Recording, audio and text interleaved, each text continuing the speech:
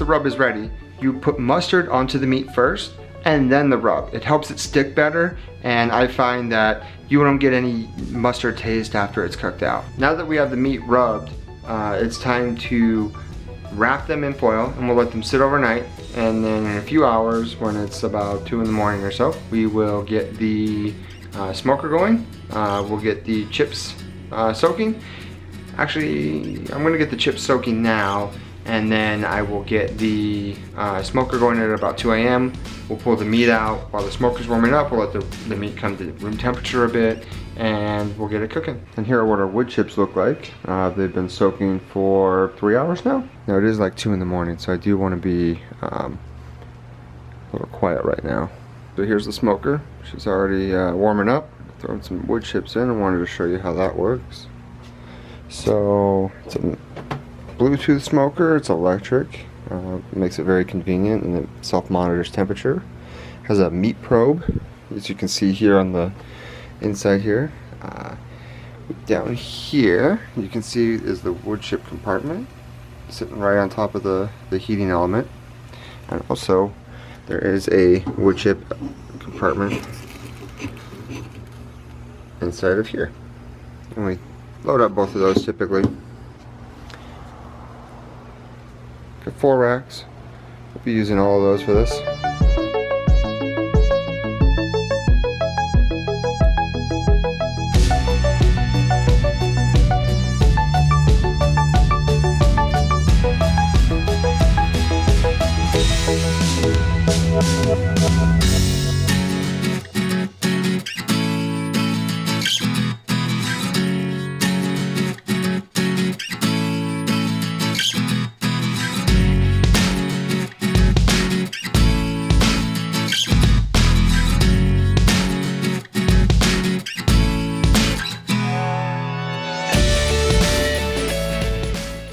Just past 8. These have been going for about 5 hours now, so let's get some temps.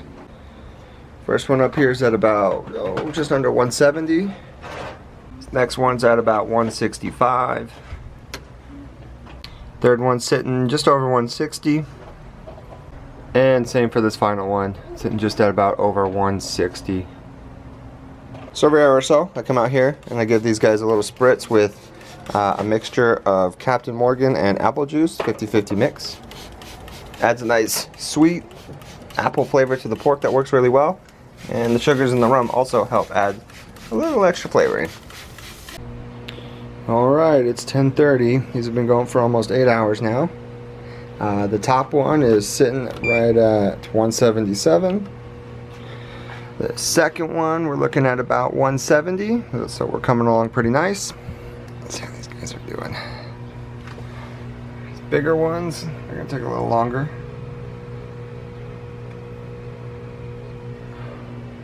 Just under 170.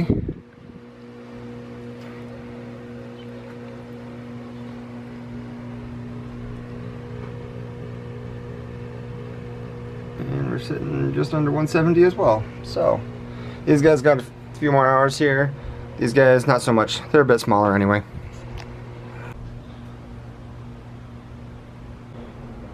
Alright, so this top one is looking like I'm going to pull it out now. You can see that bone back there. It's kind of hard to see from here, but it's starting to, the meat's starting to pull back up on it. It's a good sign that it's getting ready to get pulled out and start resting. It'll continue to cook while it's resting. Also, you can see I've got the meat thermometer inside of there, and we're reading 182, so we're right in that range we were looking for, 180 to 185. Alright, so let's pull this top one out.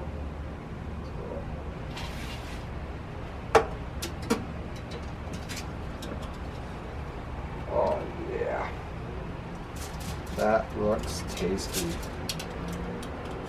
So this first one was the smallest of the batch, so it's no surprise that it's done first.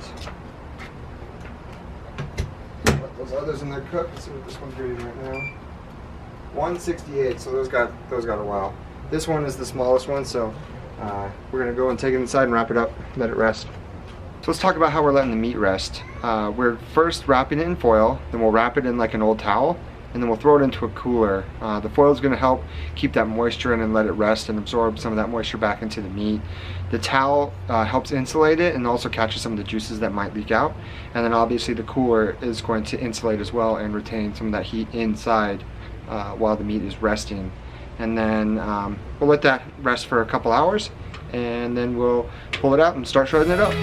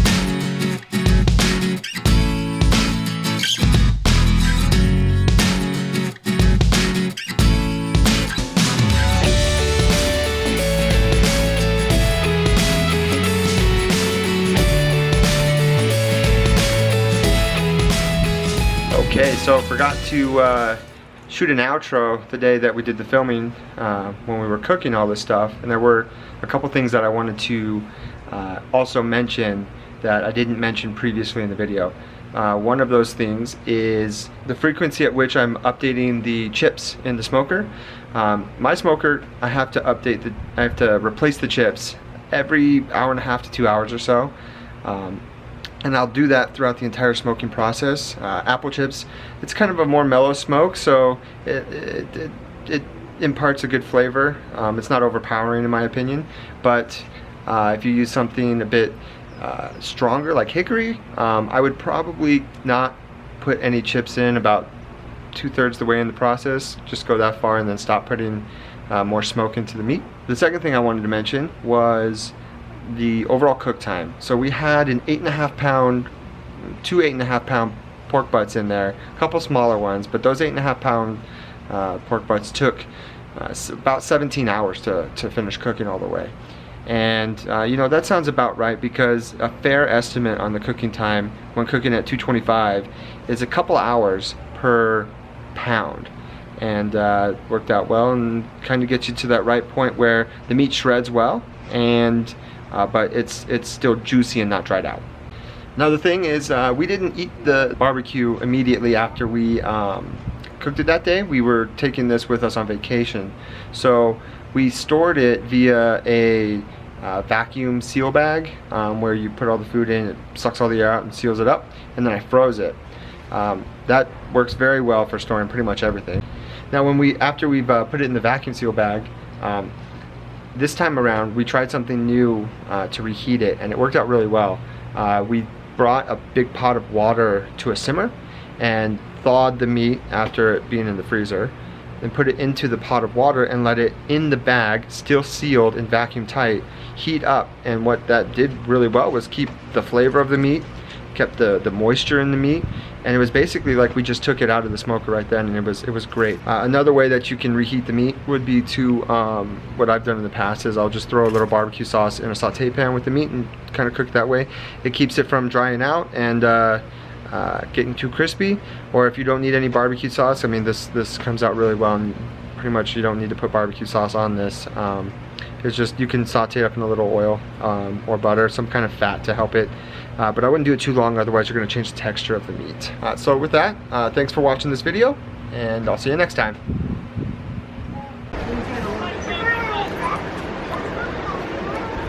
So what do we think of the pulled pork? Oh my god, fabulous. It's delicious. It is so delicious. Sophie also approves. Juicy, tasty, everything you could ever want. Sophie approves. Oh, she had some?